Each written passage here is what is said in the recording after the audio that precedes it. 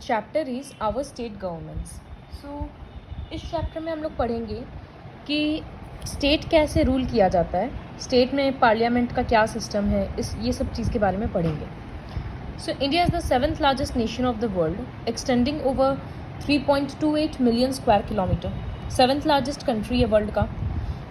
तो इतने बड़े कंट्री को रूल करने के लिए सिर्फ एक गवर्नमेंट अगर सेंट्रल लेवल पे होगा तो उससे काम नहीं चलेगा। इतना अलग अलग स्टेट्स है, इतना अलग अलग रीजन है जहाँ के लोगों का अपना खुद का प्रॉब्लम है, तो उसके लिए ये ज़रूरी है कि हर स्टेट में भी गवर्नमेंट हो। सो India is divided into 29 states लिखा है, यहाँ 29 नहीं होगा, सिंस जम्मू एंड कश्मीर हट गया तो this will be 28 states and 9 union territories. So each state has its own government which is run on the lines of the central government. Union territories are administered by the President of India through a Lieutenant Governor or the Chief Commissioner. इसका pronunciation होगा Lieutenant Governor. So हर state में government होता है, chief minister होता है, governor होता है, उसका खुद का कैबिनेट होता है, और यूनियन टेरिटरीज जो होता है वो उसका हेड होता है lieutenant governor. Both the central and the state governments are independent in their working. So there are 3 lists: union list, state list and concurrent list. Union list में 99 सब्जेक्ट्स है, इसका मतलब 99 टॉपिक्स है या एरियाज़ है जहाँ पर डिसीजन लेने का राइट सिर्फ यूनियन गवर्नमेंट का है. स्टेट लिस्ट में वो प्रॉब्लम्स है जहाँ पर डिसीजन लेने का राइट सिर्फ स्टेट गवर्नमेंट का है. और कॉन्करेंट लिस्ट मतलब जहाँ पर यूनियन और स्टेट दोनों मिलकर डिसीजन लेते हैं. Obviously the central government is more powerful, क्योंकि ज़्यादा पावर है, ज़्यादा रिसोर्सेज है, ज़्यादा फाइनेंस है, ज़्यादा रुपया है. स्टिल स्टेट गवर्नमेंट का खुद का भी अपना एक पहचान होता है, आइडेंटिटी होता है, और इंडियन पॉलिटिकल सिस्टम में, फेडरल सिस्टम में एक बहुत इंपॉर्टेंट रोल है. सो फेडरल क्या होता है meaning? The other word is federation. India is a federal country. इसका मतलब स्टेट और सेंट्रल गवर्नमेंट अलग अलग होता है. So now will start the topic, the state legislature. In most states the legislature has only 1 house. जैसे central union parliament में 2 house होता है, लोकसभा, राज्यसभा, ठीक उसी तरह से स्टेट में भी 2 हाउस होता है, विधानसभा जिसको बोला जाता है लेजिस्लेटिव असेंबली, और विधान परिषद जिसको बोला जाता है legislative council. But the twist is कि जो पॉपुलस स्टेट्स है जहाँ का पॉपुलेशन काफ़ी ज़्यादा है, सिर्फ वहीं पर 2 हाउस होता है. बाकी सारे स्टेट्स में there is only 1 house. So see only 6 states, that is Uttar Pradesh, Bihar, Maharashtra, Karnataka, JNK, Andhra Pradesh have 2 houses, that is the legislative assembly Vidhan Sabha and council Vidhan Parishad. बाकी सब जगह पे 1 हाउस है which is legislative assembly. So legislative assembly के बारे में पढ़ेंगे.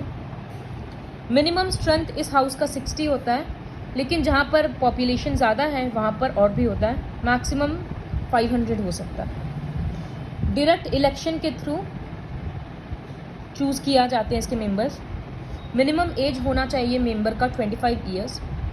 कुछ सीट्स SC ST के लिए रिजर्व्ड होता है. For example Uttar Pradesh has 404 members in its legislative assembly and Mizoram has 40 only. तो कितना डिफरेंस है, क्योंकि उत्तर प्रदेश का पॉपुलेशन बहुत ज़्यादा है. The term of the legislative assembly is 5 years, मतलब इसमें मेंबर्स 5 ईयर्स के लिए रहते हैं. अगर लेजिस्लेटिव असेंबली ठीक से काम नहीं कर रहा है, कॉन्स्टिट्यूशन के अकॉर्डिंग वो अपना डिसीजन नहीं ले रहा है, so it can be dissolved earlier also. In such a situation, the president's rule is imposed in that state. Suppose कोई एक ऐसा डिसीजन है जो स्टेट को लेना चाहिए. अगर हम लोग ये वायरस का एग्जाम्पल लें, कोई स्टेट बोल रहा है कि नहीं हम लॉकडाउन करने नहीं देंगे, या रूल्स डिसोबे कर रहा है, कॉन्स्टिट्यूशन का रूल्स को फॉलो नहीं कर रहा है, तो प्रेसिडेंट चाहे तो वहाँ पर उस स्टेट का लेजिस्लेटिव असेंबली को हटाकर खुद अपना रूल इम्प्लीमेंट कर सकता है. That is presidents rule. और लेजिस्लेटिव असेंबली को हटाने के लिए बोला गया dissolved. Like the Lok Sabha, the legislative assembly has a speaker and a deputy speaker. The speaker presides over the meetings of the assembly and conducts his business. कोई भी meeting होता है तो उसमें एक लीडर का, एक स्पीकर का होना ज़रूरी है.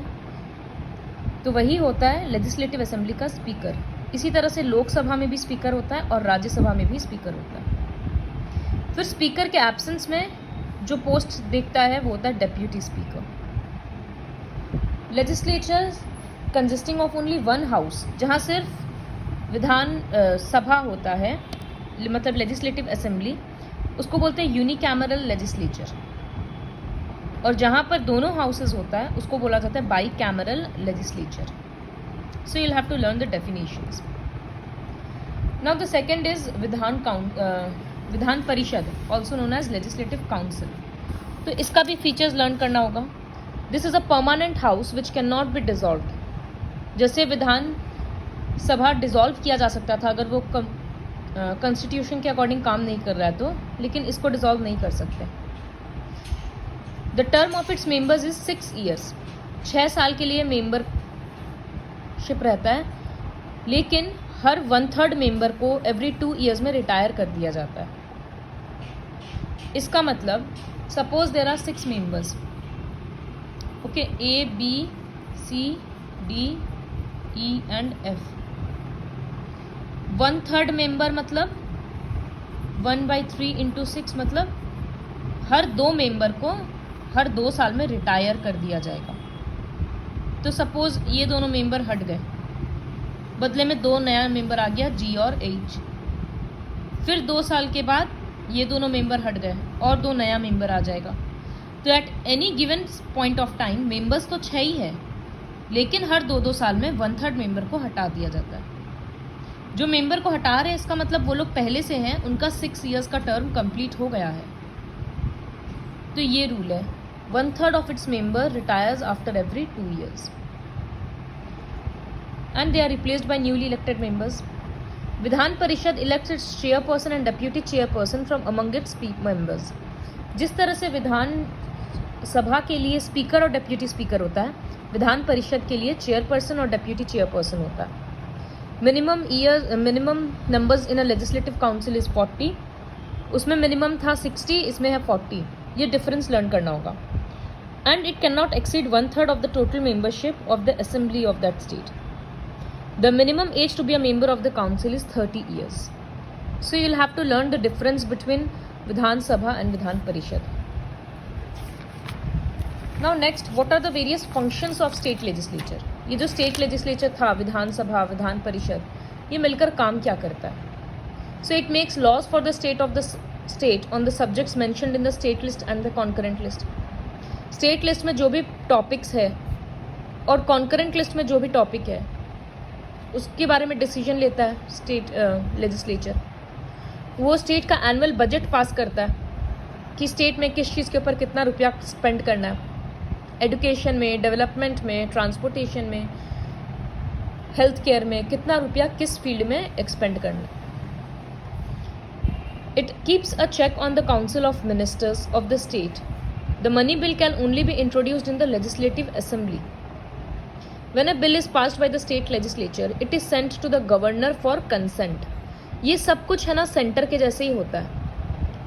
जैसे सेंटर में मनी बिल मतलब मनी रिलेटेड जो भी लॉ बनाना है वो सिर्फ लोकसभा में पास होता है, ठीक उसी तरह से money bills can only be introduced in legislative assembly. जब एक बिल पास कर दिया जाता है तो वो गवर्नर के पास भेजा जाता है ताकि वो साइन करे, so that that bill will become a law.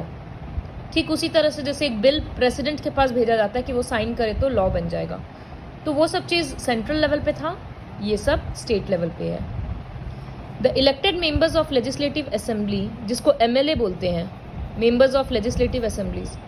तो MLA कौन होते हैं? मेंबर ऑफ आइदर विधानसभा और विधान परिषद। सो जो MLAs होते हैं वो लोग प्रेसिडेंट का इलेक्शन में पार्ट लेते हैं। प्रेसिडेंट का इलेक्शन कॉमन पीपल नहीं करता, MLAs और MPs मिलकर करते हैं। अब गवर्नर का क्या रोल है? The governor that is the Rajyapal is appointed by president of India for 5 years। Normally the governor does not belong to the state where he is appointed. जैसे अभी जो वेस्ट बंगाल का गवर्नर है वो एक्चुअली में राजस्थान को बिलोंग करता है, तो जनरली गवर्नर किसी दूसरे स्टेट से आता है। The state administration is carried out in the name of governor लेकिन रियल पावर उसके पास कुछ नहीं होता, उसको हर चीज़ में साइन करना ही पड़ता है। जिस तरह से प्रेसिडेंट के पास रियल पावर नहीं है, रियल पावर प्राइम मिनिस्टर के पास है और उसके काउंसिल ऑफ मिनिस्टर्स के पास, ठीक उसी तरह से गवर्नर के पास रियल पावर नहीं है, रियल पावर है chief minister and his council of ministers. Like the president at the center, the governor also performs many functions on the advice of the chief minister. Chief minister advice करेगा, वो सारा काम governor करता है। तो let us look at the powers of the governor. So पहला है, governor appoints the leader of the majority party or the coalition as the chief minister. Already पता ही होता है कि chief minister कौन है, फिर भी जो पार्टी इलेक्शन में जीता है उसी का लीडर होगा, फिर भी गवर्नर उसको अपॉइंट करता है। The Council of Minister is also appointed by him on the advice of Chief Minister. अब स्टेट का हेल्थ मिनिस्टर कौन बनेगा, स्टेट का टूरिज्म मिनिस्टर कौन बनेगा, रेलवे मिनिस्टर कौन बनेगा, सारा अलग अलग होता है। तो वो सारा गवर्नर अपॉइंट करता है on the advice of chief minister. ये दूसरा फंक्शन। जितना भी हाई ऑफिसर्स में अपॉइंटमेंट लेना होता है, those are made by governor.